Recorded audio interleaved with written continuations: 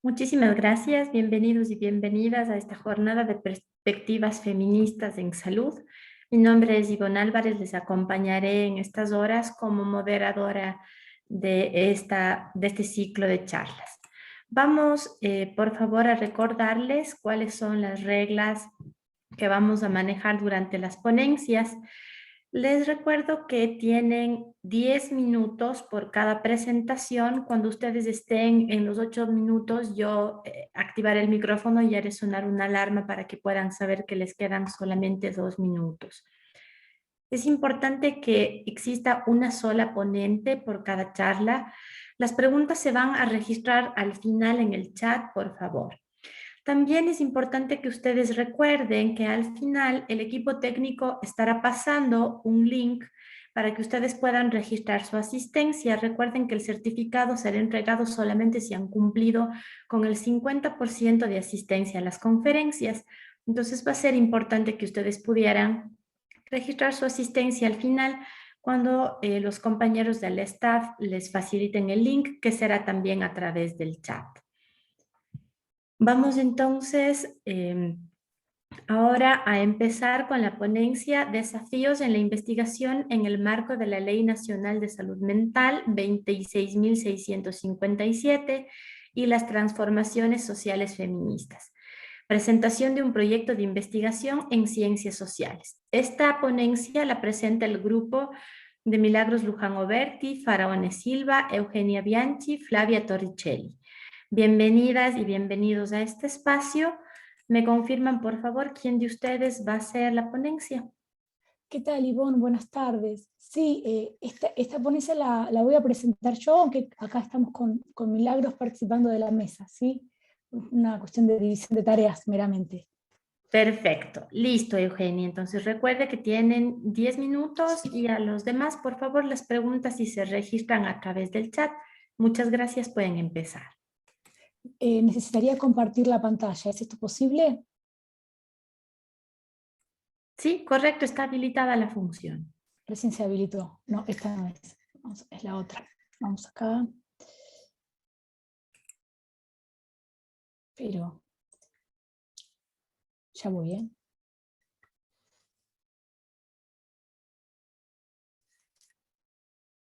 Ahora sí. Bueno, como lo indicaba Ivonne, esta es la presentación de un proyecto de investigación que en este momento está en curso en la Facultad de Ciencias Sociales de la Universidad de Buenos Aires y radicado en el Instituto Gino Germani de Investigaciones.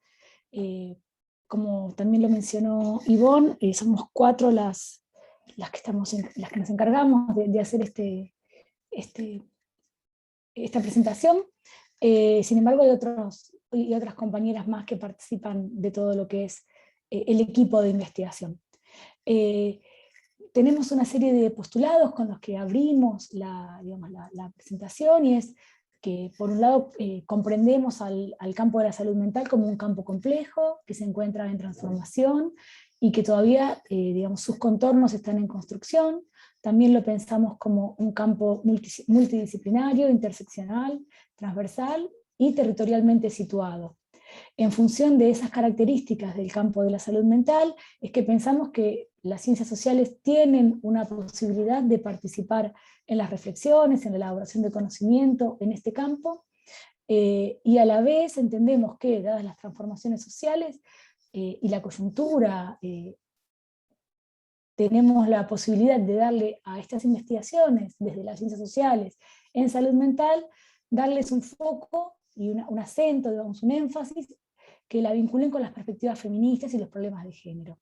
También mencionamos que en Argentina hay una particularidad, y es que el campo de la salud mental está se ha reconfigurado profundamente y todavía está en proceso de reconfiguración a partir de lo que fue la promulgación y posterior reglamentación de la Ley Nacional de Salud Mental, que es una ley de avanzada a nivel mundial por los postulados que tienen, que asumen la defensa de los derechos humanos de las personas con un padecimiento de salud mental, entre otras cuestiones.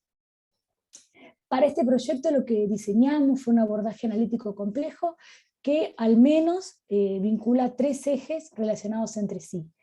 Todo lo que tiene que ver con el encierro manicomial asilar, los procesos de medicalización y biomedicalización, junto con los procesos de farmacologización, y los procesos de desinstitucionalización en salud mental, tanto los de institucionalización como los de por eso está la barra. Entendemos que existe todavía una vacancia importante en lo que es el análisis de estas problemáticas, que tenga que ver con una perspectiva de género explícita y que haga foco en las maternidades e identidades sexogenéricamente diversas, y en función de esa vacancia es que nos interesó situar este proyecto. Un poco adelanté la pertenencia institucional por el lado de la investigación. Queríamos mencionar que también formamos parte, todas las integrantes de este equipo, de la Cátedra Problemática de la Salud Mental en Argentina, radicada en la misma Facultad de Ciencias Sociales, de modo tal que tenemos ahí una doble pertenencia que vincula nuestros aportes como docentes con nuestros aportes como investigadoras. En esa línea nos interesa visibilizar todo lo que sean intersecciones, tensiones y también efectos, tanto sociales como particularmente de derechos humanos, que recaen sobre quienes son usuarios de servicios de salud mental, pensando precisamente en estas perspectivas feministas y todo lo que tiene que ver con los problemas de género. Con nuestro proyecto buscamos contribuir a un debate y a una discusión que está abierto todavía, con otras investigaciones, con otros proyectos, con otras publicaciones y producciones que también tengan que ver con estos ejes, ¿sí? De derechos humanos, de salud mental, de ciencias sociales y de género, diversidades sexogenéricamente diversas, maternidades. Pensamos que el proyecto es una oportunidad relevante para poder hacer converger a la vez las diferentes trayectorias que tenemos las integrantes del equipo, los diferentes saberes disciplinares y formativos que hemos obtenido a lo largo del tiempo que llevamos investigando y ejerciendo la docencia.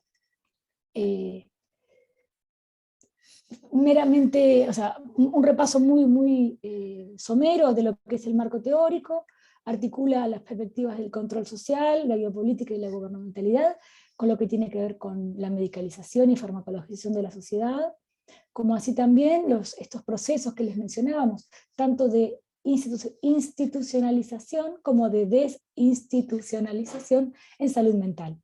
Pensamos 4 ejes principales para abordar los temas de manera articulada: diagnósticos, tratamientos, características que se le atribuyen a las personas que reciben el diagnóstico en salud mental. Hablamos, como decíamos, de mujeres madre e identidades sexogenéricamente diversas. Y también un eje que incorporamos a la investigación es el de la formación de los profesionales de salud mental, porque esto también incide tanto en el diagnóstico como en el tratamiento, como en las categorías que se atribuyen a esas personas. Hay una serie de objetivos que son en general describir y analizar estos componentes políticos, culturales, económicos, históricos y sociales que tienen que ver con las configuraciones de género, de maternidad y las diversidades sexogenéricas que están circulando en relación a la salud mental. Y las buscamos describir y analizar esos componentes a través de tomar contacto con expertos referentes y activistas en el campo de la salud mental y del género, con profesionales de la salud mental y de la salud de diferentes especialidades, y a través de una revisión de la prensa escrita online de circulación nacional. Tenemos seguimos lineamientos cualitativos en general, tenemos la posibilidad de adoptar un diseño flexible que tenga que ver con una estrategia de campo combinada para obtener datos, ¿sí? Tanto fuentes primarias como secundarias, y analizamos como técnicas, utilizamos entrevistas semiestructuradas, bibliografía específica, normativa nacional y alguna internacional, y algunos artículos periodísticos que estén publicados en prensa online. Eso sería todo, espero haber cubierto el tiempo de manera adecuada. Muchas gracias.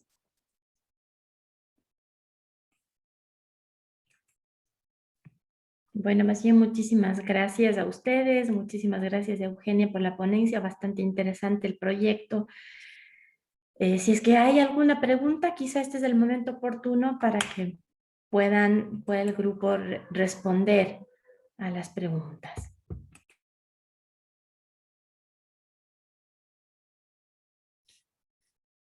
Si no, podemos continuar a medida que avance la mesa. No sé, en la mañana hicieron así.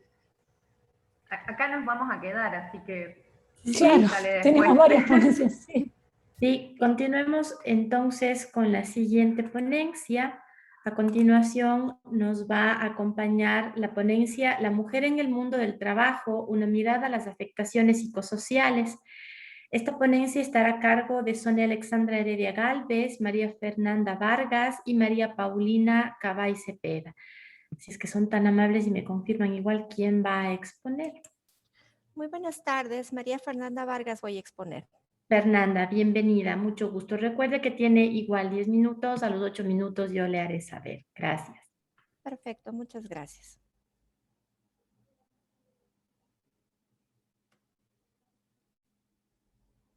Por favor, me confirman si ya tenemos en pantalla. Perfecto, ahí estamos ya en pantalla.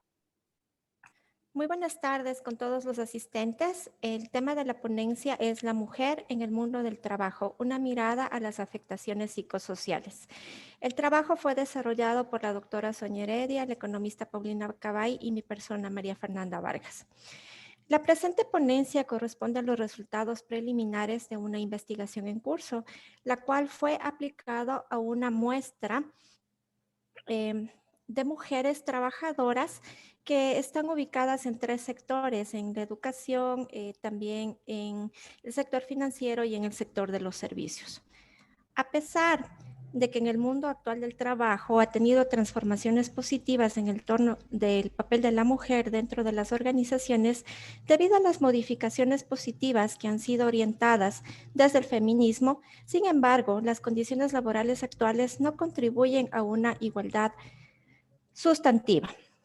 El objetivo de esta investigación fue analizar las implicancias que tienen los factores psicosociales en la salud psicológica de las mujeres trabajadoras. Dentro de las bases teóricas se han considerado el enfoque feminista del trabajo y acumulación del capital, los riesgos psicosociales y también las dimensiones de salud laboral femenina. El método, nosotros podemos hablar acerca de que la investigación es descriptiva y de característica transversal en una muestra de 280 mujeres trabajadoras ecuatorianas. El instrumento que se aplicó fue el COPSOC ISTAS 21 en su versión corta, que consta de 38 ítems en una escala de Likert de 5 puntos y que contiene 6 factores que se pueden evidenciar, que son las demandas psicológicas, trabajo activo, apoyo social y calidad de vida, inseguridad, doble presencia y estima. Dentro de los resultados obtenidos en la investigación, tenemos, como se había comentado anteriormente, en 3 sectores. En el sector financiero se evidencia la afectación elevada en la dimensión doble presencia relacionada con la combinación de la responsabilidad entre el trabajo del hogar y su papel en el mundo laboral. La categoría de apoyo social en el trabajo, categoría relacionada directamente con la percepción de recibir el tipo de ayuda que se necesita y también en el momento adecuado, tanto por los compañeros, por las compañeras de trabajo, así también como los jefes y supervisores. Tenemos los resultados en educación. Se evidencia la constante de afectación en la categoría doble presencia. En este sector también podemos evidenciar un impacto similar en las categorías exigencias psicológicas, inseguridad y estima. Las 3 dimensiones relacionadas por el eje transversal de calidad y rapidez en el trabajo y el nivel de inseguridad laboral que se debe asimilar. El sector educación presenta mayor exposición en la categoría inseguridad, visto desde los actores de este sector como la falta de reconocimiento a sus capacidades y un crecimiento personal inexistente. Los resultados en el sector servicios. El sector servicios es el que presenta menor exposición en las diferentes categorías. Se confirma la afectación en la categoría doble presencia por las exigencias que enfrenta la mujer al combinar el trabajo del hogar y ejercer su papel en el mundo laboral sin el respaldo de su pareja. La categoría inseguridad presenta resultados importantes a considerar, tomando en cuenta que está relacionada con las relaciones contractuales y las modificaciones de horario, exigencias de jornadas laborales excesivas, presenta un riesgo psicosocial latente y de alto impacto, que hasta pudimos evidenciar en el año 2020 con los temas relacionados con teletrabajo, y podemos ver estos resultados. Aquí tenemos los resultados. Evidenciaron la factibilidad estadística del instrumento para ser aplicado al contexto ecuatoriano, al alcanzar un alfa de Cronbach total del instrumento de 0.874, y en lo referente a las correlaciones se aplica el coeficiente de Spearman, obteniendo correlaciones positivas de 0.934. Se destaca que el género femenino en todos los sectores económicos que se analizaron mantiene un riesgo de alta exposición a la categoría doble presencia, esto como un factor común, en razón de que en el teletrabajo se tuvo que cubrir con diferentes ámbitos y responsabilidades tanto en el hogar como también en el trabajo. El alto grado de exposición también en el que fue sometido el género femenino, como habíamos escuchado en varias de las intervenciones, considerando la necesidad de combinar el trabajo remunerado, también el trabajo doméstico y las responsabilidades familiares. También podemos comentar que el papel laboral como el familiar son coexistentes en la realidad del género. Se requiere mayor atención dentro de la formación social para fortalecer la equidad en el papel dentro del hogar, así como la inclusión de los riesgos psicosociales en la legislación laboral basado en las mediciones objetivas que permitan establecer equidad de género en el mundo laboral. Tenemos los contactos de las docentes investigadoras, doctora Sonia Heredia, economista Paulina Cabay, y de mi persona. Muchas gracias. Bueno, le agradecemos muchísimo al grupo de investigación por compartir estos datos bastante interesantes. Tenemos algunas preguntas que les haremos al final. Muchas gracias, Fernanda. Vamos a continuar entonces con la ponencia conocimientos sobre infecciones de transmisión sexual, anticonceptivos y práctica sexual en mujeres adolescentes de secundaria de Tijuana. El grupo de investigación a cargo es Marta Rosales Aguilar, María de los Remedios Sánchez Díaz, París Astrid Mayer Maldonado y Edgar Méndez Sánchez. Bienvenidos y bienvenidas. ¿Quién va a estar a cargo de la ponencia?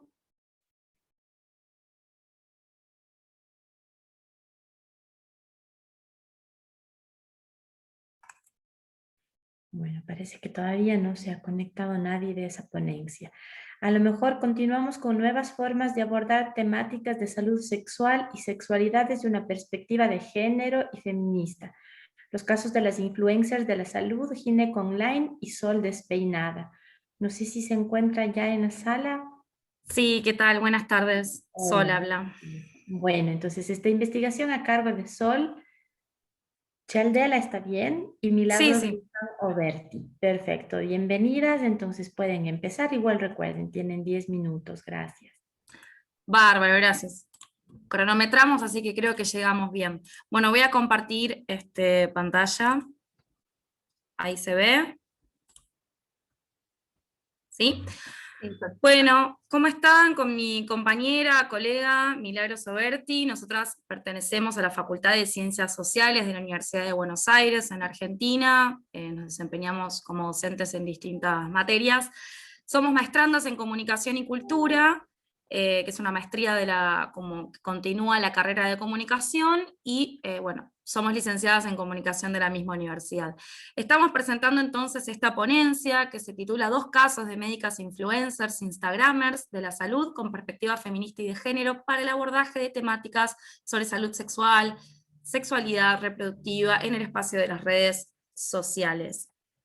Nuestra investigación, entonces, un poco como dice el título, se centra en lo que es el campo de la salud y la comunicación en las redes sociales con una perspectiva de género.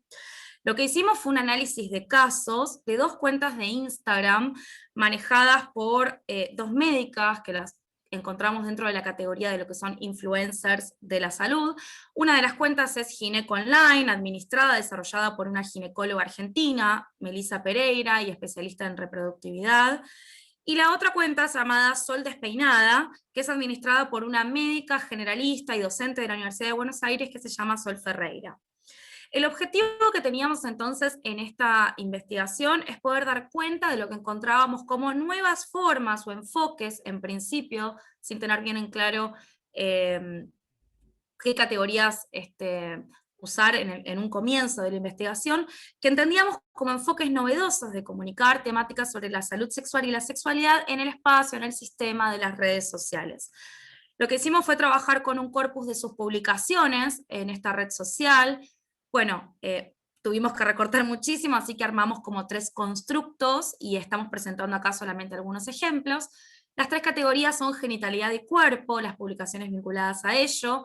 La categoría B, autonomía y elección de la vida sexual y reproductiva, y la C, la relación médico-paciente, es decir, las publicaciones donde ellas interpelan acerca de esta temática.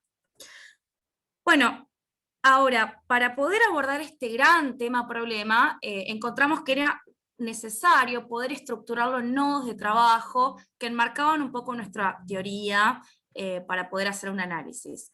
Esto tiene que ver con un primer nodo que está pensando al dispositivo de la sexualidad teorizado por Foucault, y que nos interesaba, por supuesto, retomar la hipótesis represiva, ¿no? Y la idea de que a partir del siglo XIX y XX sobre todo, aparece una construcción privilegiada sobre lo que es el ser normal y el ser mujer, en el cual el saber médico ocupó un rol precisamente estratégico, y cómo esto se viene desandando en los últimos, sobre todo, años a partir del siglo XXI. Estos cuestionamientos a la normalización y a la construcción de lo que es el ser mujer. El segundo nodo estaba en pensar la comunicación salud desde las redes sociales. La propia OMS viene llamando mucho la atención sobre la potencialidad que tienen las redes para que los trabajadores de instituciones de la salud, para que los médicos y las médicas puedan pasar del monólogo al diálogo con los pacientes, y así poder poder brindar mejores herramientas para lo que es el consumo de procesos salud-enfermedad. En tercer lugar, nos parecía relevante la cuestión de la expansión de las temáticas de género en las redes sociales. Históricamente, los medios, los movimientos feministas, las colectivas feministas han empleado estrategias colectivas y metodológicas de resistencia, modos de agencia, que buscan generar espacios donde se pueden desplegar experiencias no dominantes, no androcéntricas, no machistas, y precisamente lo que encontramos es que las redes sociales en los últimos años han sido un gran instrumento para los movimientos feministas y para el activismo feminista en lo que hace a estas temáticas. Y en último lugar, el siguiente constructo tiene que ver con pensar en una cierta estabilidad que encontramos en los medios de comunicación tradicionales, masivos, ¿no? Estamos hablando de la televisión, la radio y el cine, sobre cuáles son las maneras de hacer humor que son moralmente aceptadas. Y cómo, en cambio, en los últimos años, en las redes sociales mediáticas, o también llamadas los nuevos medios, se traspasó esa regulación institucional, ¿no? Y aparecen otras temáticas y otras formas de hacer contenido risible. Entonces es posible que nos encontremos en el espacio de las redes sociales que temáticas de las más dolorosas y de gravedad institucional sean frecuentemente abordadas con el humor, y si no, recordemos lo que fue el coffin dance y todos los memes y otros procedimientos metadiscursivos que vinieron a raíz de la pandemia para reírnos un poco de la muerte. Bueno, lo mismo vienen haciendo los feminismos, utilizar el humor para poder desarticular la desigualdad de género, para reírse sobre ciertas violencias en el trabajo vinculadas con sesgo de género, desdramatizar y tramitar situaciones incómodas y dolorosas. Paso rápidamente entonces al corpus. Genitalidad y cuerpo era la primera categoría. Acá lo que pudimos detectar en esta categoría es que ambas Instagramers apelan fuertemente a lo hiperreal y a la hipervisualización de aquello que no debería de ser mostrado, ¿no? Ante los tabúes de género y estereotipantes de la mujer. Aparece, bueno, acá ven a la izquierda la publicación de la médica sosteniendo una copa, donde se ve la sangre menstrual. Este es un video performático, donde ella está bailando una música de reggaetón, le cambia la letra, y aprovecha la efeméride de Halloween, ¿no? Para hacer una especie de efeméride temática de nuestra sangre con el Halloween. Y en el otro caso podemos encontrar cómo se apela al humor y a lo reidero para cuestionar formas que han tenido las genitalidades femeninas de ser nombradas. En uno de los flyers, Sol despeinada, a la derecha dice, bueno, vulva, alguna vez fuimos empanada, ¿no? Y lo que encontramos en muchas publicaciones ancladas en genitalidad y cuerpo es esto, hipervisualización y el uso de lo risible, de lo reidero, para poder cuestionar ciertos mandatos de género y de sexualidad. El segundo corpus tiene que ver con lo que es... ay, perdón, me pasé. Acá estamos de nuevo. Lo que tiene que ver con nuestra sexualidad y vida reproductiva, y acá lo que encontramos es también, de nuevo, a una médica haciendo algo muy performático, con un preservativo en la mano, diciendo nosotras también decidimos cuándo, cómo y con quién, para gozar del sexo con sentimiento y con consentimiento, ¿no? Hay como en un juego de palabras. Y en el caso de Sol despeinada, esta imagen tan fuerte, que es la de una aguja de tejer que nos atraviesa en la maternidad, pero también es la misma aguja que nos atraviesa en los abortos clandestinos. Y acá destaco que esta publicación fue hecha antes de que saliera la legalización del aborto acá en Argentina, que fue en marzo de este año. Entonces, de nuevo, lo hipervisual y el recurso audiovisual y lo risible aparecen. Y por último, en la relación médico-paciente, lo que detectamos es que ambas hacen énfasis en sus publicaciones en la dimensión de la empatía y de la cercanía, cómo las médicas, los médicos en general, tienen que atender siempre poniéndose en el lugar de la paciente. Entonces acá la ginecóloga se sienta en su propia camilla de consultorio, como si fuera ella la que fuera a ser revisada, ¿no? En esa misma postura ginecológica. Y en el caso de Sol despeinada, destacamos una publicación donde ella hace énfasis en que el sistema de salud históricamente ha puesto un rol pasivo a los pacientes, bueno, y que el sistema de salud argentino tiene una formación patriarcal, machista, patologizante, racista, clasista, gordofóbico también, y medicalizante. Bueno, así que queríamos un poquito simplemente mostrar el corpus. Paso rapidito a las conclusiones. Lo que detectamos en el análisis de este corpus es que entonces estas médicas en el espacio de las redes sociales están logrando ampliar el campo de lo decible en materia de salud y de sexualidad. ¿Por qué? Porque construyen una agenda autónoma e independiente de los temas que son normalmente atravesados desde el sistema de los medios masivos, ¿no? Los programas de televisión sobre salud, en general, no tienen abordajes con perspectiva de género y feminista de esta naturaleza, y menos desarrollan prácticas que pongan al paciente en una relación de paridad y no de la histórica jerarquía y verticalidad que hay entre el médico y el paciente. También ambas apelan al género de lo reidero, ¿no? Se ríen del otro, muchas veces se ríen del otro, del machista, del que te da comentarios sobre tu cuerpo sin que se les pregunte, y también se ríen de sí mismas, ¿no? De los miedos, de los prejuicios que tenemos nosotras las propias mujeres muchas veces, y cómo se puede desandar eso. Y por último, lo que podemos ver es que esto es posible porque en el sistema de las redes sociales la regulación institucional y aquello que se puede decir desde el marco del humor es más amplio que lo que sucede en los medios masivos. Y por último, entonces, lo que encontramos es que hay una democratización de los temas sobre salud, ¿no? Muchos temas que son invisibilizados socialmente. Acá vemos cómo se articula el mundo de lo público, de lo privado, ¿no? Entonces, aquellos temas que históricamente eran vistos como temas de las mujeres, estas médicas están proponiendo que haya una intervención, que haya participación, dejan abiertos los comentarios para que los internautas puedan intervenir con historias, con preguntas, con anécdotas, con circulación de información. Entonces ya dejan de ser temas que solamente nos deberían de interesar a nosotras, las mujeres, sobre todo en términos de salud y sexualidad femenina, sino que pueden ser discutidos y debatidos por todos los géneros y diversidades sociosexuales. Bueno, esto es todo. Perfecto. Bueno, muchísimas gracias. Yo creo que brillante la exposición y nos ha quedado también muy claros algunos de los conceptos que ustedes han tomado. Bueno, Vamos a muchas gracias. pasar con la siguiente, que habla sobre las mujeres en la odontología, a cargo de Grace Elizabeth Revelo Mota. Buenas tardes, ¿sí me escuchan? Sí, bienvenida. Gracias. Voy a...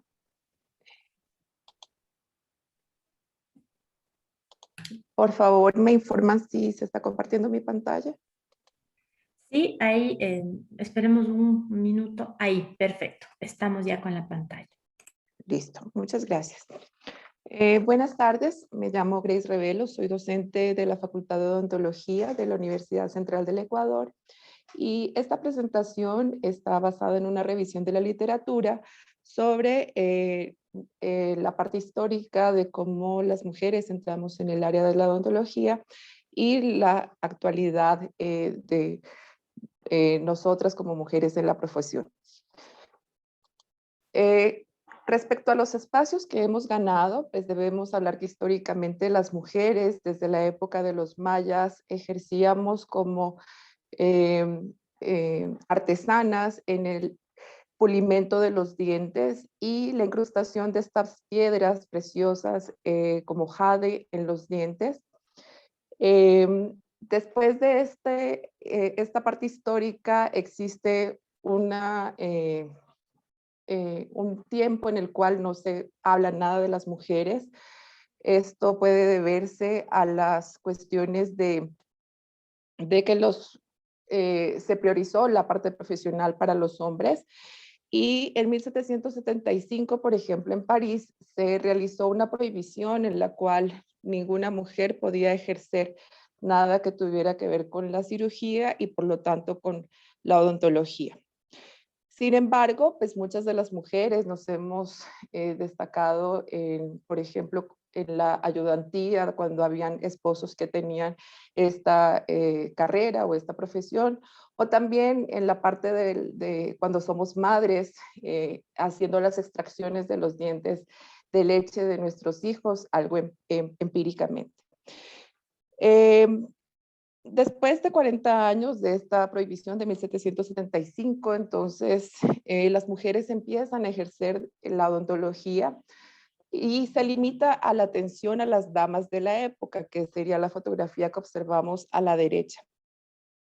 En México, la doctora Margarita Chorney Salazar fue la primera mujer odontóloga en obtener el título en América Latina en 1886 y aprendió de la tutoría de su padre y hermanos que eran odontólogos. Sin embargo, su examen para obtener este título tuvo mayor rigidez que la acostumbrada con los hombres, como buscando indicarle que no era un lugar adecuado para una dama. Los argumentos para que no ingresen las mujeres en esta profesión eran de tres tipos. Por un lado, académicos, donde se consideraba vergonzoso que la mujer realice estudios de anatomía. De tipo social, debido a que la mujer debía estar al cuidado del hogar.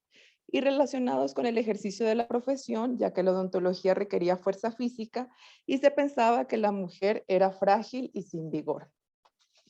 Para la actualidad, a nivel mundial, la proporción de mujeres que estudian la odontología es mayor al 50% y ha permitido que se conquisten espacios laborales en esta área de la salud. Con respecto a las motivaciones para elegir la odontología, las mujeres en los estudios cualitativos se encuentra que eligen la profesión por razones vocacionales, como el gusto de trabajar y cuidar a las personas, y profesionales por la posibilidad de ejercer independientemente y tener control del tiempo de trabajo. Por otro lado, los hombres estudian esta carrera por razones económicas. En los estudios cualitativos, que son escasos, pero sí existen, no se encuentran estas diferencias, pero sí se observan, por ejemplo, preferencias marcadas en cuanto a que las mujeres prefieren especializarse en especialidades como ortodoncia y odontopediatría y trabajar en el sector público, mientras que los hombres, por ejemplo, optan por especializarse en cirugía maxilofacial y trabajar en el sector privado. Con respecto hacia la empatía, de la empatía hacia el paciente, la empatía pues, es una cualidad fundamental para que el paciente pueda confiar en la ayuda que le brinde el odontólogo, porque éste buscará soluciones éticas que consideren el mejor interés del paciente. Y los estudios que emplean una escala, la escala de Jefferson, han encontrado que las mujeres registran puntajes significativamente superiores a los de los hombres. Para ello, pues también debo recordar que según la psicóloga Carol Gilligan, el desarrollo moral de las mujeres supera el interés individual por la precaución hacia los demás y eso permite que nosotros pasemos del egoísmo hacia la abnegación y el cuidado. Por lo anterior, se considera que la teoría de la ética del cuidado fundamenta las relaciones interpersonales y de compasión como ventajas en la forma de ser de las mujeres en odontología. Bueno, ¿y qué nos falta en la actualidad? Entonces, una revisión de la literatura nos indica que las tendencias evidentes en la feminización de la odontología son las siguientes. Las mujeres tenemos menos posibilidades de ser dueñas de un consultorio. Podemos trabajar de 4 a 6 horas menos a la semana y por lo tanto tener menos pacientes. Parece más probable que trabajemos en centros urbanos y en la parte académica y en los roles de liderazgo no ocupamos posiciones predominantes. Según la Asociación Dental Americana, por cada $1 que gana un odontólogo, la mujer gana 65 centavos. De esta brecha, 13 centavos se explican por diferencias en la especialidad, la experiencia y las horas trabajadas, y 22 centavos no tienen ninguna explicación. A nivel mundial se encontró una mayor desigualdad de género asociada a puestos de alto rango a nivel académico y de liderazgo. En la investigación odontológica, las mujeres representamos el 33% de las investigaciones en la Unión Europea, el 35% en América del Norte, el 55% en Brasil y el 25% en Japón. Las presiones familiares, las limitaciones para acceder al financiamiento en investigación y la falta de oportunidades para capacitación en liderazgo pueden contribuir a estas desigualdades de género. Como conclusión, para continuar avanzando las mujeres en la academia e investigación odontológica, los esfuerzos deben orientarse hacia la recopilación y difusión pública de datos sobre distribuciones específicas de género.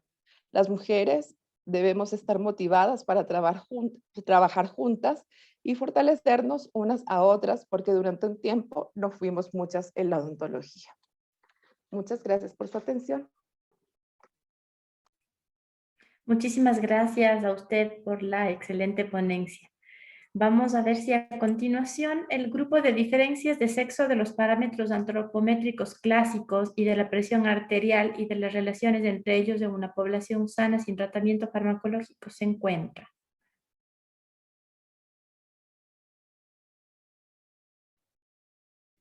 Continuemos entonces con tiempos, maternidades y diagnósticos de salud mental. Estudio en madres de niños y niñas con trastornos del espectro autista en la provincia de Buenos Aires. Esta ponencia está a cargo de Eugenia Bianchi, Camila Seijas y Ana Clara Fiamberti.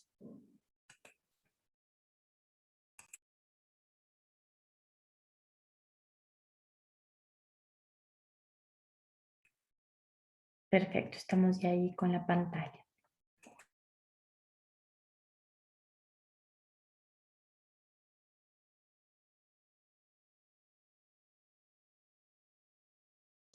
Discúlpame, me confundí de pantalla, ahora lo estoy resolviendo, pero quería aclararles que hubo un error en la forma en que consignaron las autorías, porque Camila Seijas y Ana Clara Fiamberti son las coautoras con quienes presentamos una ponencia sobre maternidades y salud mental en la mañana.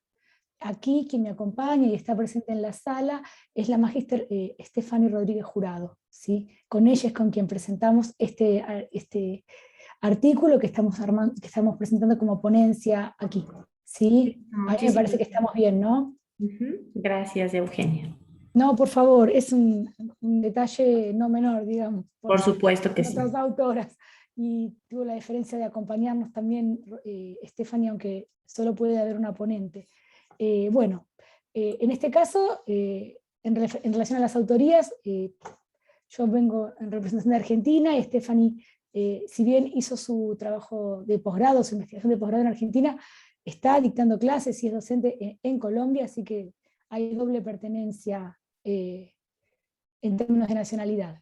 Bueno, con respecto al trabajo, lo que queríamos plantear es que en este trabajo de investigación que tuvo, además de la tesis de magíster de Stephanie, un reprocesamiento y una nueva publicación como artículo, lo que nos propusimos fue analizar distintos aspectos que nos permitieron en su momento identificar cómo el trastorno del espectro autista del espectro autista en niños y niñas, incidía sobre una serie de cuestiones, ¿sí? La percepción, organización y expectativas del tiempo, tanto tiempo pasado, presente y futuro, en términos amplios en las familias, pero especialmente en las madres de estos niños y niñas. Tomamos como encuadre teórico una trama sustentada en diferentes líneas o postulados, de manera articulada. Por un lado, lo que es la perspectiva de la medicalización y biomedicalización, por otro lado las biosocialidades, y por otro lado la sociología del tiempo. En cuanto a medicalización y biomedicalización, los entendemos, siguiendo algunos autores que han desarrollado esta perspectiva, como procesos de anillados concéntricos que se expresan en tres niveles: macro, meso y micro, y de esos tres niveles nos interesó profundizar en el análisis del nivel micro, ¿sí? A nivel de las dinámicas familiares y la relación con las madres. En relación a las biosocialidades, nos interesaba pensar estos procesos de diagnóstico y tratamiento como procesos que podían propiciar o desalentar la biosocialidad en las madres, es decir, la vinculación con otras personas que compartieran una circunstancia, como es en este caso, el tener un hijo o hija con un diagnóstico del trastorno por espectro autista. Y por último, en relación a la sociología del tiempo, entendemos que es una perspectiva adecuada, es algo que sostuvimos también en la mesa de la mañana, la pensamos como una perspectiva adecuada dentro de las ciencias sociales para captar precisamente estas transformaciones en la vida cotidiana de las madres, de estos niños que tienen un diagnóstico de TEA, y a su vez, no solo la vida cotidiana en presente, sino también las expectativas respecto del futuro. A nivel teórico, bueno, buscamos poner de relieve este análisis, ¿no?, de las temporalidades cotidianas y a la vez las perspectivas a futuro, con una perspectiva de género, y pensando esta relación entre la perspectiva de género, y digo, esto también enlaza un poco con el trabajo que venimos haciendo con Milagros, que presenté hace un ratito, ¿no? Tenemos intereses persistentes en poder vincular la perspectiva de género con la perspectiva de la medicalización, la biomedicalización, y especialmente lo que tiene que ver con los diagnósticos en salud mental, y en este caso en salud mental infantil. En términos metodológicos, tuvimos también, como ya lo mencioné en relación al proyecto anterior, hay una apuesta por los diseños flexibles, las estrategias de historia de vida, que es una estrategia que también trabajamos en la presentación que compartimos esta mañana.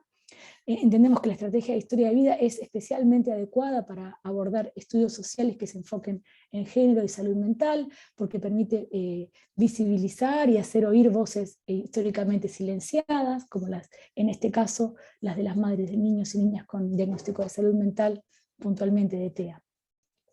Y por último, en términos de investigación feminista en salud mental, nuestra propuesta es, como también lo hemos mencionado en otro momento, propiciar un diálogo entre estos resultados que compartimos aquí y otros trabajos, con la idea de construir poco a poco una corriente de investigaciones feministas en salud mental, quizás cada vez más robusta y más nutrida. En relación a la metodología que utilizamos, digamos, nos guiamos por un diseño descriptivo, cualitativo, y realizamos historia de vida de 4 mujeres que durante 2015 acompañaron a sus hijos e hijas con diagnóstico de TEA en un centro terapéutico de la provincia de Buenos Aires. Hola. Ah, pensé que me hablaban a mí. Un centro terapéutico en la provincia de Buenos Aires, en Argentina. Este centro terapéutico está especializado en la atención a población infantil con diagnósticos como el propio TEA o el trastorno generalizado del desarrollo.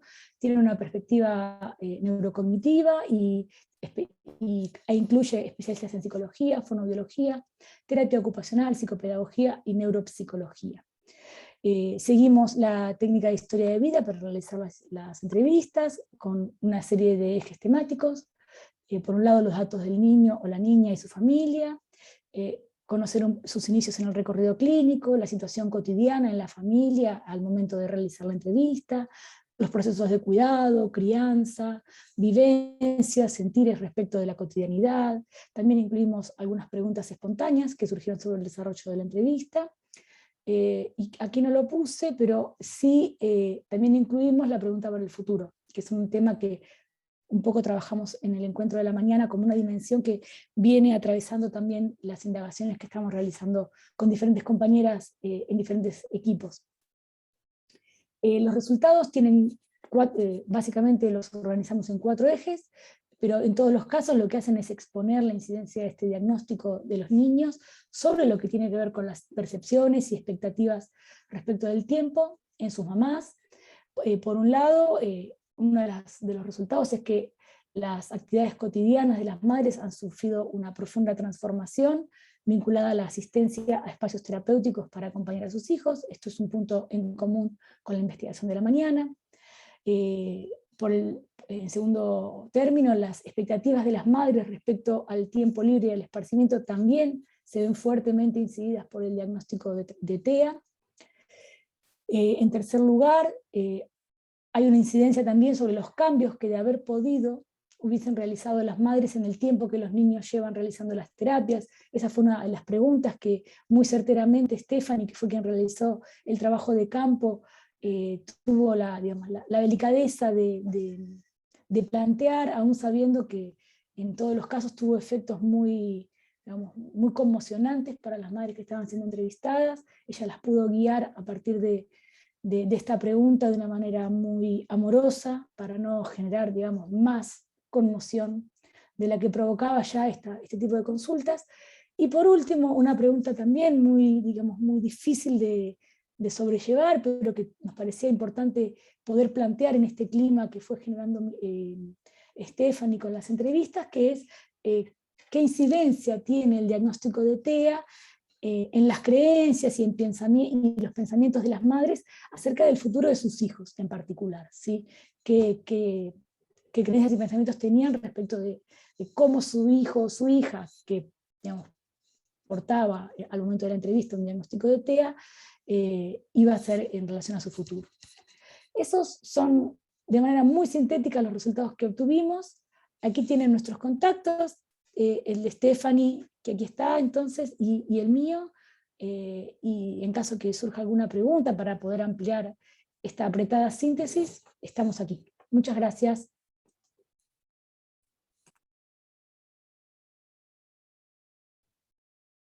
Muchísimas gracias al grupo de investigación por compartir los resultados. Me comunicaré yo de forma inmediata con las organizadoras para notificar también esta dificultad que hubo en el nombre de las ponentes.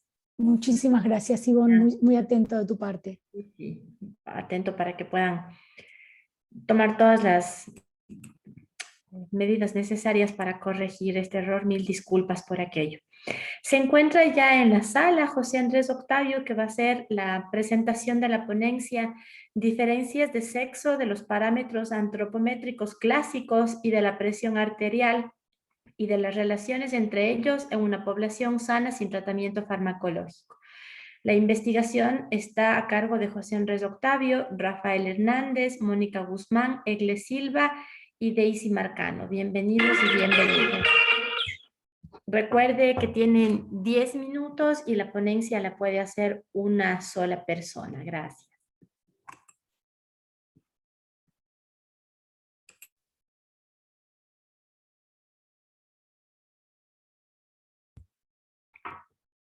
Si usted fuera tan amable de desbloquear su micrófono, que todavía no le escuchamos. No le escucho todavía. No.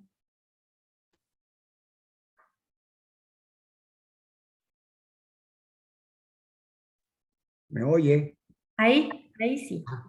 ¿Me está oyendo? Sí, perfecto, ahí le escucho. Ok, bien. Bueno, quiero antes que nada agradecer al comité organizador de este interesante congreso la gentileza de habernos invitado a compartir con ustedes algunas experiencias que hemos tenido en relación con algún asunto concreto. Yo soy cardiólogo, soy profesor de la Universidad Central de Venezuela, soy experto en hipertensión y el tema que yo habitualmente estoy trabajando es el tema de la hipertensión. Voy a compartir la pantalla yo.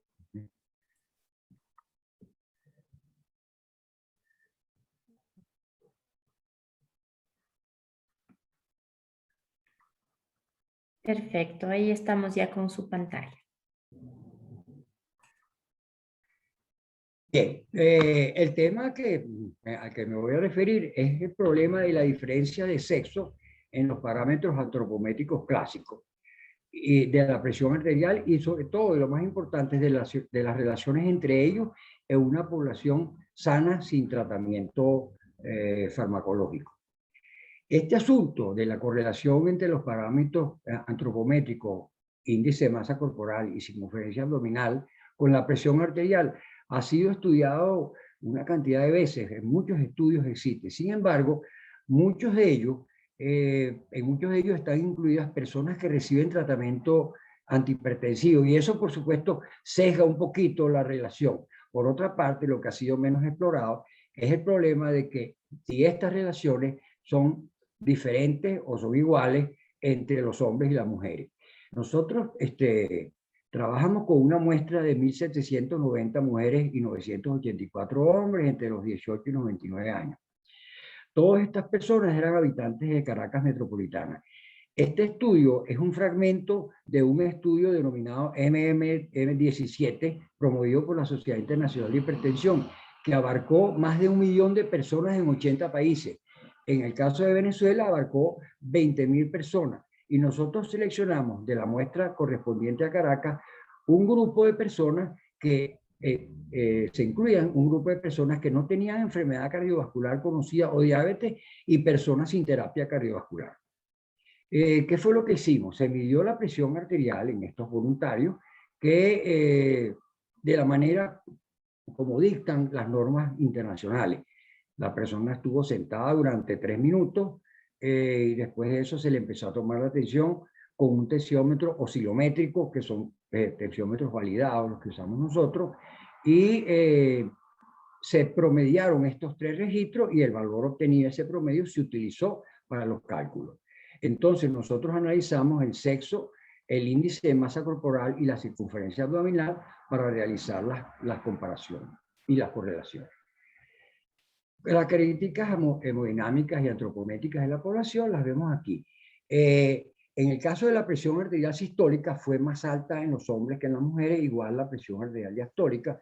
El índice de masa corporal fue mayor en los hombres, como era de esperar y de suponer. Pero la circunferencia abdominal correspondió a una circunferencia que para su sexo era mayor. Estas diferencias entre los grupos, entre hombres y mujeres, en este caso, fueron todas significativas. Una cosa interesante es que nosotros vimos las personas que tenían sobrepeso, cuáles tenían circunferencia abdominal elevada y cuáles eran hipertensos en el grupo, a pesar de que no eran conocidos hipertensos. Y resultó que los hombres tenían más sobrepeso, como ya señalé, pero las mujeres tenían una circunferencia elevada con más frecuencia que en los hombres. La hipertensión arterial en este grupo resultó más alta en los hombres que en las mujeres. Y este es un punto interesante que a lo mejor merece alguna discusión después, porque la hipertensión arterial no es más frecuente a todas las edades en los hombres que en las mujeres. Eso va cambiando y puede ser un punto bien importante de discusión, aunque no es el objeto de nuestra presentación. El hecho es que la prevalencia de hipertensión arterial y la presión arterial fueron mayores en los hombres, el sobrepeso más frecuente en los hombres, pero la circunferencia abdominal fue más frecuente en las mujeres, de acuerdo con los puntos de corte que se utilizan internacionalmente para esto. Y aquí vamos a ver el punto pues, relevante e importante de nuestra presentación, que es la relación entre el índice de masa corporal y la presión sistólica y la presión diastólica, tanto en hombres como en mujeres. Aquí vemos que en ambos casos, en ambos sexos, hubo una correlación significativa, pero esta correlación fue significativamente mayor en los hombres que en las mujeres, pero en los dos casos se dio. Fue más evidente en los hombres que en las mujeres. Igual ocurrió para la presión diastólica, correlación entre los dos, sin diferencias significativas entre hombres y mujeres en este caso. De tal manera que está bien claro que independientemente del sexo, existe una correlación clara entre la masa corporal y la presión arterial, sea sistólica como diastólica.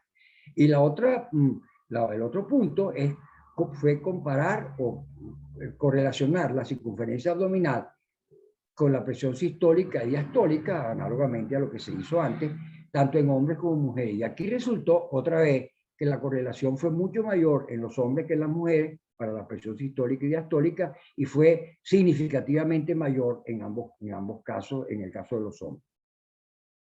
De tal manera que esta muestra que analizamos resultó en los hombres mayor que en las mujeres, y la presión arterial, las cifras de presión arterial y de pacientes hipertensos fue mayor en los hombres. Quiero aclarar que esto no es un estudio de prevalencia, porque esto es una población seleccionada para que no tuviera historia de enfermedad cardiovascular ni de hipertensión.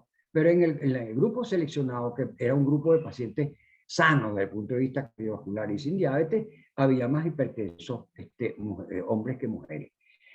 Este otro punto interesante, la obesidad periférica, o sea, el índice de masa corporal fue mayor en los hombres, pero la obesidad central, la circunferencia abdominal, resultó significativamente mayor en las mujeres, de manera que podríamos decir en forma así muy sencilla que los hombres resultaron más corpulentos, como era de esperar, pero las mujeres resultaron, perdón la expresión, más barrigonas que los hombres.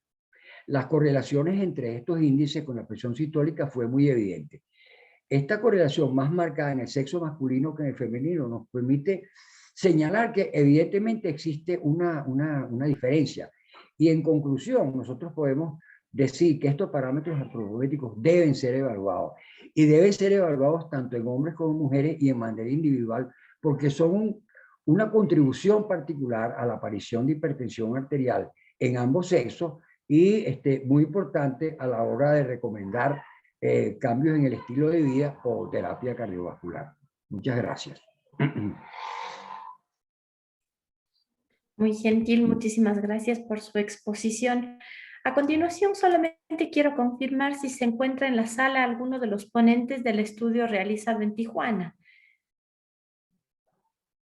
Parece que no vamos a contar con ellos en la tarde de hoy, entonces pasaremos, por favor, a la ronda de preguntas y respuestas. Agradecer muchísimo por la asistencia de todos y todas. Yo creo que hay muchísimos puntos que nos gustaría que se profundicen un poquito más. Entonces, en la segunda ponencia, las autoras nos dicen en qué sector las mujeres tienen menos apoyo social.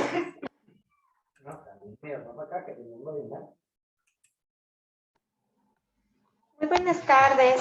Como se había expuesto en las imágenes, el menor apoyo social que se obtiene es en el sector de la educación.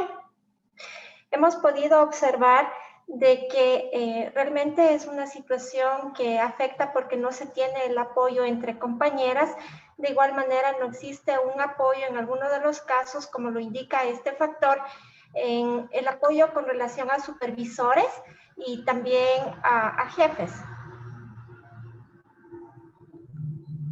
Listo, muy gentil, muchas gracias. La siguiente pregunta, igual para la segunda ponencia, dice, ¿esta investigación se realizó en alguna ciudad y se tomó en cuenta los grupos etarios? La investigación fue realizada a nivel del Ecuador. A quien se hizo el estudio fue al sector económicamente activo considerado en el Ecuador desde los 25 años hasta los 60 años de edad. Muy gentil. Las siguientes preguntas son en cambio para el grupo de Sol y Milagros. Nos dicen si se tomó en cuenta el tipo de trabajo desarrollado por las mujeres y el Estado civil.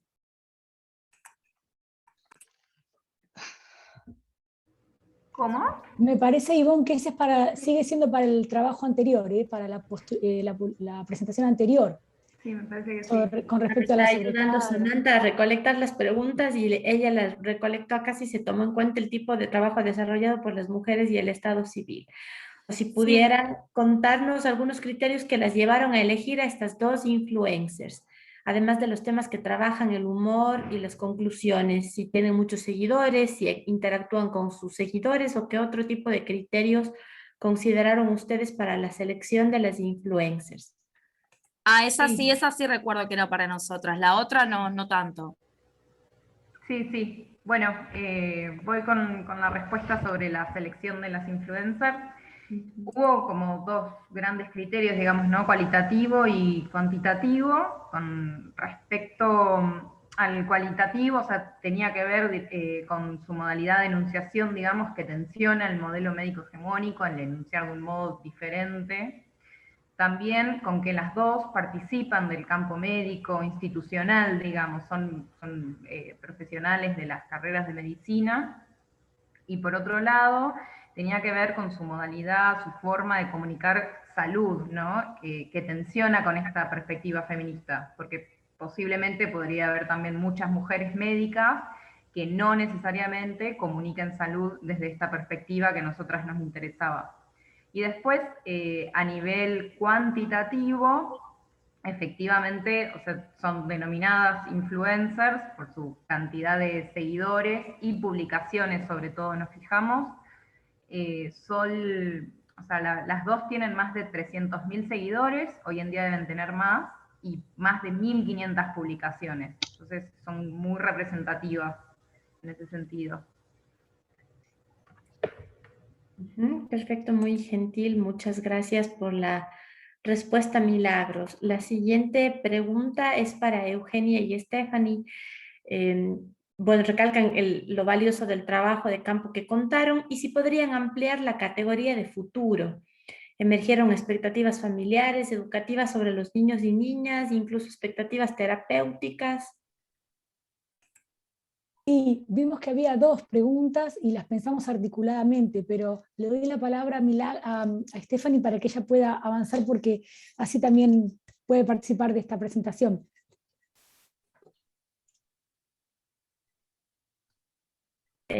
No estamos escuchándote, Stephanie.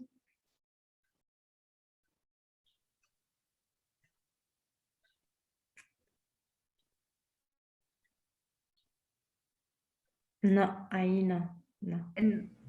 Stephanie, ¿pudiste entrar por el audio de la computadora? ¿Viste donde está el microfonito abajo? Que aparece la flechita y ahí elegís. Tiene que ser el que no es igual que el sistema, la otra opción que te dé. A ver, ¿no? Oh. Yeah.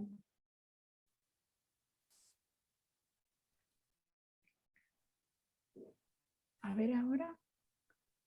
Stephanie, a lo mejor si ahí le podemos escuchar, ¿hola? No. No le deja. Ahí está el mensaje nuevo, no me deja. Bueno, si les parece entonces, en función de lo que conversamos por privado, replico lo que me transmitió Stephanie en su momento. En relación a ambas consultas que nos realizaron, las respuestas de las madres fueron muy concretas. En relación al futuro, las madres hablaron sobre el hecho de que el futuro era día a día, no había, digamos, un posicionamiento sobre el futuro a largo plazo, sino que lo asociaban a cuestiones muy concretas, muy del día a día, poder continuar haciendo las terapias, poder continuar manejando diferentes actividades y compaginando cuestiones. Y después, en la segunda pregunta, sobre aquello que deseaban cambiar, si bien fue una pregunta dura, porque generaba, y ahora igual lo voy a comentar, en relación a esta pregunta, ellas decían que si pudieran cambiar algo, lo que cambiarían era el diagnóstico, cambiarían la distribución de tantas terapias y cambiar hacia el hecho de poder hacer una vida normal.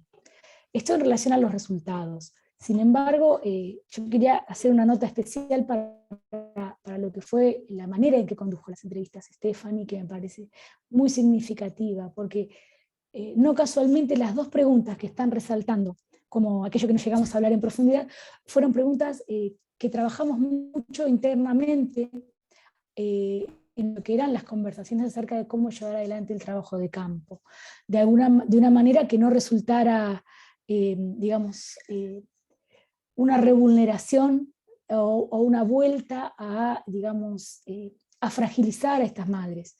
Entonces, yo quiero destacar algunas características que tuvo la apuesta metodológica de Stephanie como investigadora de campo, que fue digamos, decididamente amorosa, muy contenedora, con mucha paciencia, para poder generar un clima en el que estas cuestiones que eran, no diría silenciadas, y no usaría la palabra reprimidas, porque me parece que sería un exceso un sobreanálisis, pero sí cuestiones que eran efectivamente de muy difícil vehiculización para las madres, por lo que implicaba habilitar esa reflexión. Y quiero destacar que Stephanie tomó todos los recaudos posibles para que eso no implicara digamos, una sobrefragilización de las madres. Solo eso. Muchas gracias. Bueno, muchísimas gracias. A continuación yo le voy a hacer una pregunta que está en el chat a José Andrés, y me confirmaron también que están ya los expositores de la ponencia de Tijuana, entonces para que José Andrés pudiera contarnos, ampliarnos un poco más, y tenemos la última ponencia y si hay alguna pregunta para ellos también.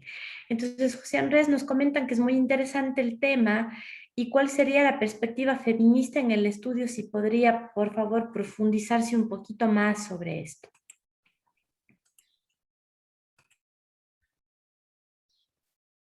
Igual no le puedo escuchar todavía, José Andrés. ¿Ahora? Ahí sí. Ok. Lo primero que quiero señalar, que creo que del trabajo lo importante no resultó la pequeña diferencia que hay entre hombres y mujeres en cuanto a la relación entre circunferencia abdominal y índice de masa corporal, sino que en ambos sexos es importante y tiene valor. Tiene tanto valor que, como ustedes seguramente muchos de ustedes saben, lo primero que hace un médico antes de indicarle medicamentos a una persona hipertensa es intentar de corregirle la masa corporal y la circunferencia abdominal. Es una cosa que se hace un énfasis hasta incluso antes de los medicamentos. De manera que esto es un factor importante que siempre debe ser tomado en cuenta. Y afortunadamente los médicos cada vez más, los cardiólogos cada vez más están pensando en calcular el índice de masa corporal y medir la circunferencia abdominal, que yo creo que casi nadie lo hace. Son dos cosas bien importantes porque están bien relacionadas y son, la hipertensión es un problema multifactorial, pero este es uno de los factores. Además, no digo que es más fácil, pero por lo menos no cuesta tener que adquirir medicamentos. Es el primer paso del control de la presión arterial, es regularizar el peso de las personas y su masa corporal. De manera que si un mensaje puede ser importante es ese. Lo otro que me hubiera gustado que me lo preguntaran, pero como no me lo preguntaron, yo voy a decir de todas maneras. Yo señalé que los hombres en este estudio resultaron ser más hipertensos. El grupo de hombres resultó más hipertenso que las mujeres. Ahora, eso resultó en este grupo, que es un grupo seleccionado de gente sana. Pero cuando se analiza ese estudio que les mencioné, que es del MM 17, 18 y 19, todos han mostrado, incluso la parte de Latinoamérica también mostró, que los hombres tienen la presión arterial más alta y tienen más hipertensión arterial hasta los 65 años. De ahí en adelante, la cosa se invierte y las mujeres empiezan a tener más hipertensión y cifras de presión arterial más altas. Yo no sé por qué es eso, pero desde luego que está metido el problema de la pérdida de hormonas que ocurre por la menopausia, pero debe haber más, debe haber factores ligados a que después de cierta edad las mujeres a lo mejor engordan más, tienen menos compromisos de trabajo con los hijos. Yo no sé muy bien, pero algo hace que el problema de las mujeres después de los 60 años se pone peor que el de los hombres. Igual ocurre con otros factores como la enfermedad coronaria, también ocurre. De manera que me parece bien interesante que con esta cantidad de mujeres que están en este chat, es bien bueno que ustedes tengan bien claro eso. El problema de la hipertensión es un problema que se vuelve más serio en las mujeres que en los hombres después de los 60, 75 años. Muchas gracias. Muchas gracias, José Andrés, por las respuestas. A continuación, entonces, vamos con esta ponencia que todavía está pendiente sobre conocimientos sobre infecciones de transmisión sexual, anticonceptivos y práctica sexual en mujeres adolescentes de secundaria en Tijuana. Esta investigación estuvo a cargo de Marta Rosales, María de los Remedios Sánchez, París Mayer Maldonado y Edgar Méndez. Hola, buenas tardes, ¿me escuchan? Sí, le escuchamos. Recuerde que tiene Ok. 8 minutos para la ponencia. A los 8 minutos yo le dejaré saber que estamos cerca. Sí, ok. Bueno, voy a empezar, me voy a presentar, nada más que ahorita el video no me deja. No, he tenido muchos problemas técnicos porque se me descompuso mi computadora y entonces ahorita he estado peleándome con una nueva. Pero bueno, si me escuchan, es ya ganancia, ¿verdad? Entonces, bueno, esta investigación nace aquí. Tijuana es una zona fronteriza con Estados Unidos. Entonces, mucha de la cultura americana tiene una influencia sobre la juventud que vive en esta zona del país. Es exactamente la frontera de México del lado noroeste, ¿no? Entonces, la universidad donde trabajo, que es la Universidad de Baja California, pues nos interesó trabajar precisamente con adolescentes del orden masculino y femenino y ver esta parte de lo que son su iniciación hacia la vida sexual activa de ambas partes, pero también empezamos a canalizar o focalizarlo más un poco hacia el lado femenino, porque sabemos que como mujeres siempre tenemos nuestros cambios fisiológicos son muchos, y no solo son fisiológicos, sino que también implican cambios de conducta, ¿no? Entonces, voy a intentar compartir la pantalla a ver si aparece mi presentación. Aquí está. Entonces, voy a empezar con mi presentación. Este es el título: Conocimiento sobre infecciones de transmisión sexual y anticonceptivos en mujeres adolescentes de secundaria, ¿no? Los ponentes, pues, ya los menciono. Y como les comentaba, la adolescencia, pues, es una etapa vulnerable del ser humano, de hombres y mujeres. Sin embargo, la metamorfosis en las mujeres, son muchos los cambios que nosotros vamos a experimentar, fisiológicos, endocrinológicos, y también desde el punto de vista conductual. Si nosotros como seres humanos tenemos un entorno familiar positivo, puede ser que estos cambios en la adolescencia no tengan una influencia negativa, ¿no? Y la familia pues tiene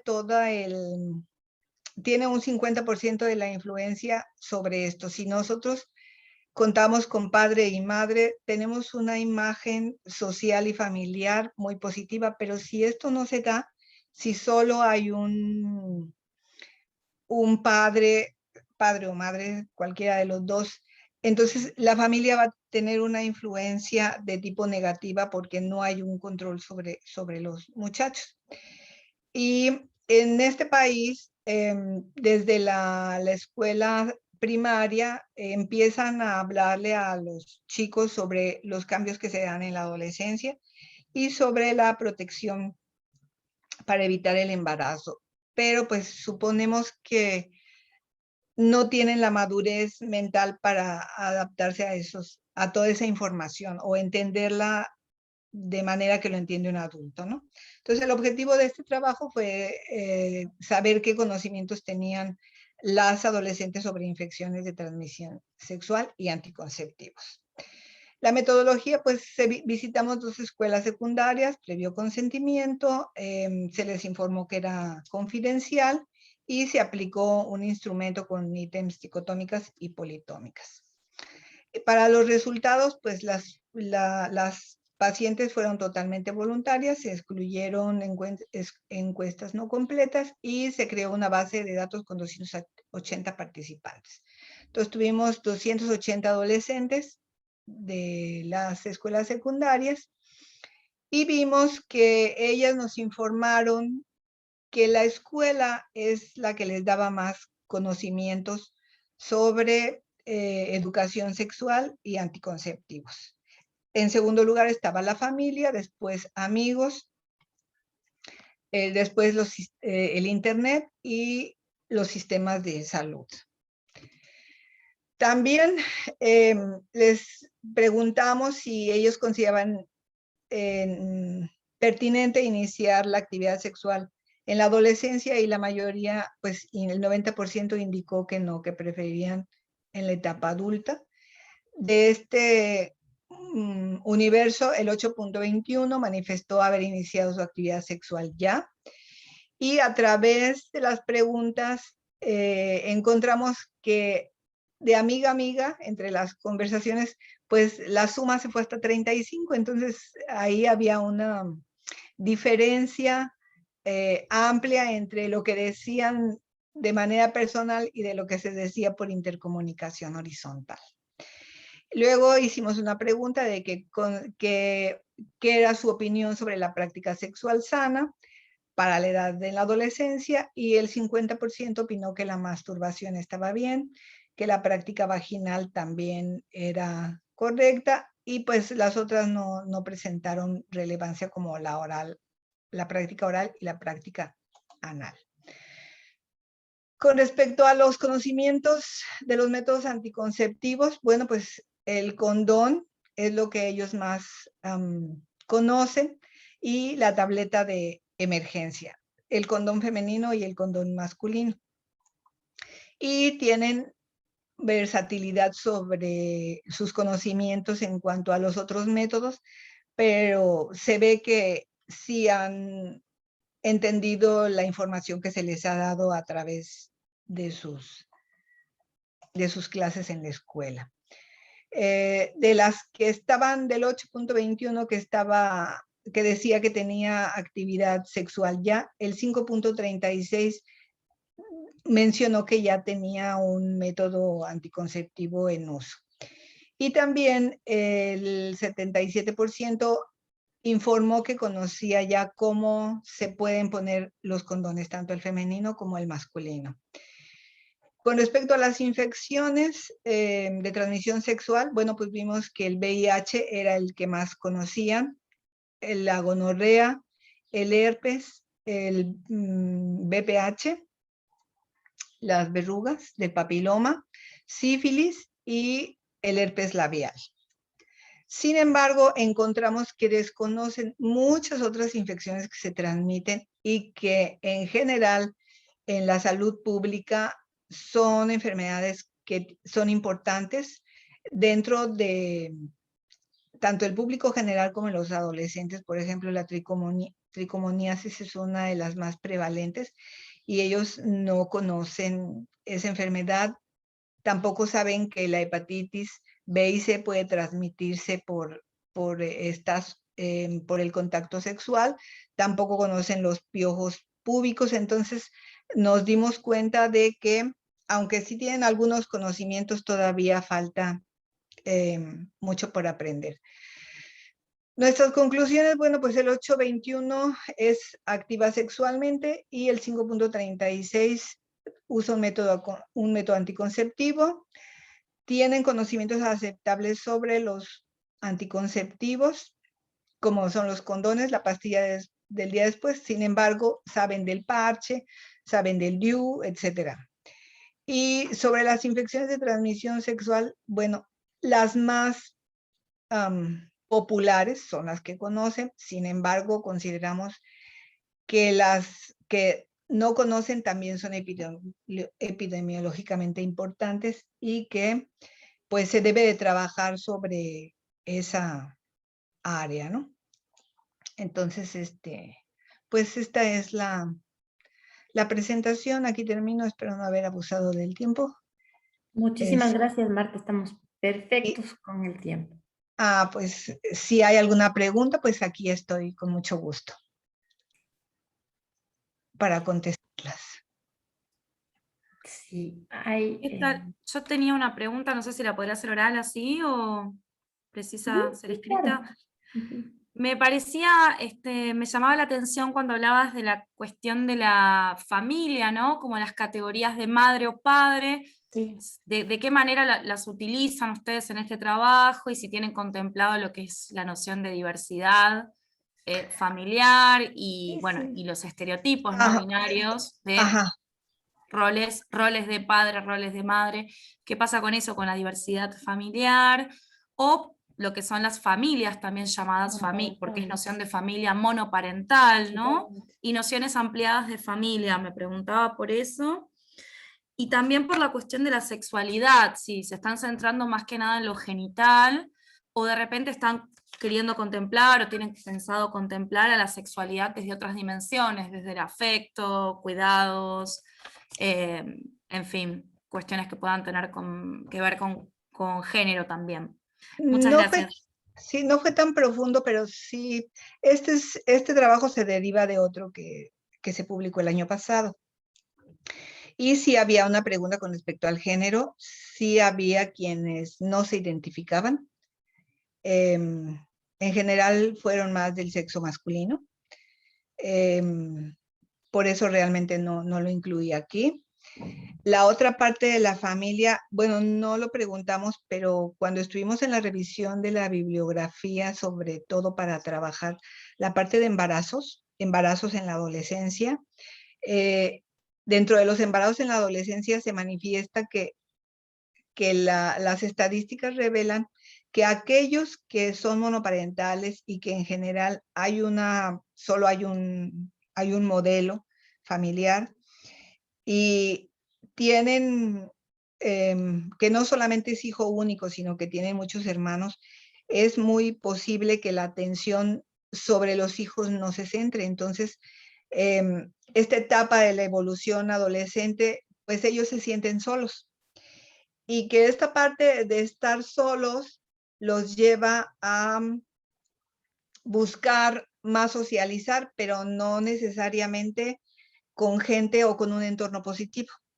Y que entonces eso pone en riesgo a las mujeres de poder ligar una relación de tipo negativa donde haya violencia, donde les peguen, donde las embaracen.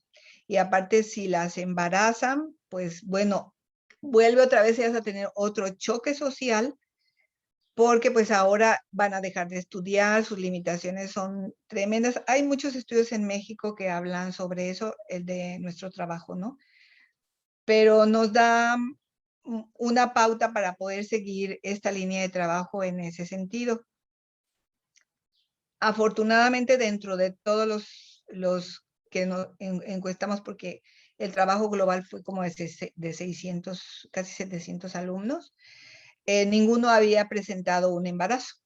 Entonces eso pues a nosotros nos da satisfacción de que por lo menos hayan logrado una parte de etapa de su vida continuar a la siguiente sin un rezago social, ¿no? Entonces sí, también a nosotros nos sorprendió que no fuera la familia la que daba más la información, pero no, pues nuestro país es muy grande, yo no soy de esta zona y o sea, eso es más del centro, y cada estado tiene sus influencias, como yo lo dije al inicio.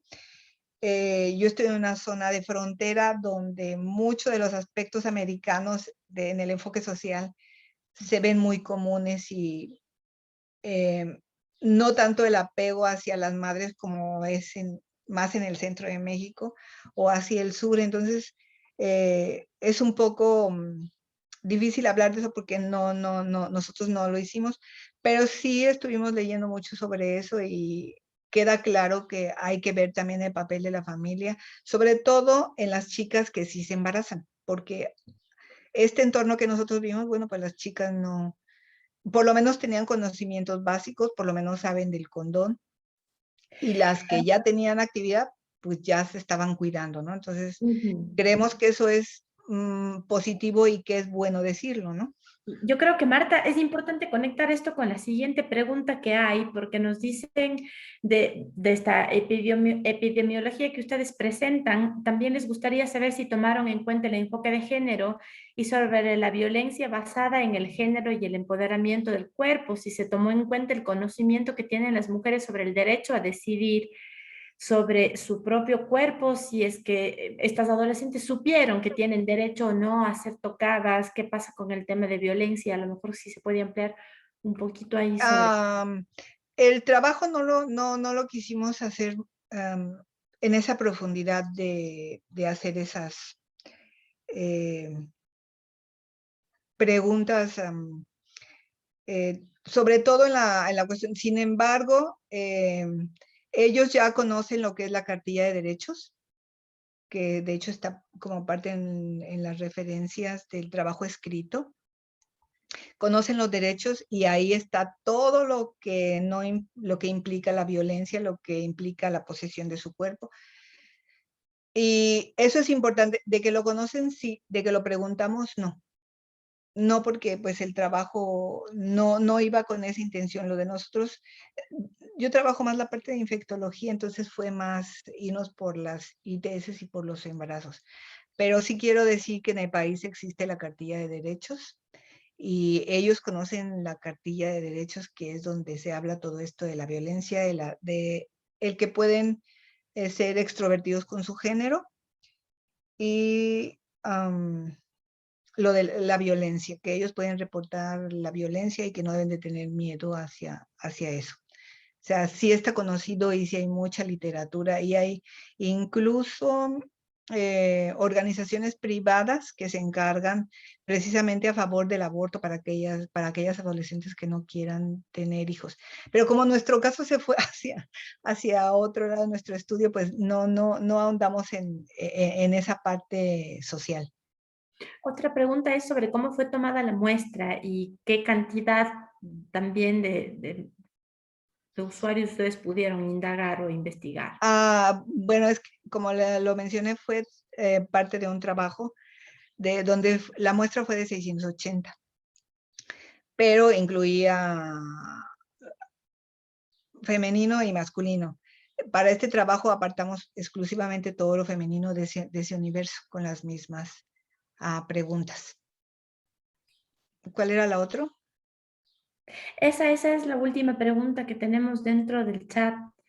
Entonces, Sí. agradecerles a todos los grupos. Yo creo que ha sido tremendamente aportativo el poder escuchar las diferentes visiones de lo que está pasando en el tema de salud en las mujeres, el acceso que podemos tener, las diferentes ideologías de los diferentes países. Yo creo que ha permitido enriquecer también este espacio. Agradecerles a todos y a todas. Yo he tomado unos prints de pantallas también de todos los asistentes para pasarle a los organizadores, ya que al parecer algún problema está dando el link de registro, entonces para poderles pasar a ellas y que al menos de esta ponencia y de esta jornada, perdón, se pueda registrar la asistencia. Recuerden que tenemos una charla magistral a las 5:15 de la tarde que va a estar transmitida por el canal de CIESPAL. Entonces, si es que es tan amable, Cristian, y me ayuda usted compartiendo nuevamente el canal de YouTube en el que pueden acceder a la charla a las 5:15, pues quedan cordialmente invitados y invitadas. Recuerden que tenemos todavía 2 días más de congreso. Agradecerles mucho por su presencia y yo me comunico enseguida con las organizadoras para comentarle estas particularidades que hemos tenido en la tarde de hoy. Muchas gracias nuevamente. Gracias y una buena tarde.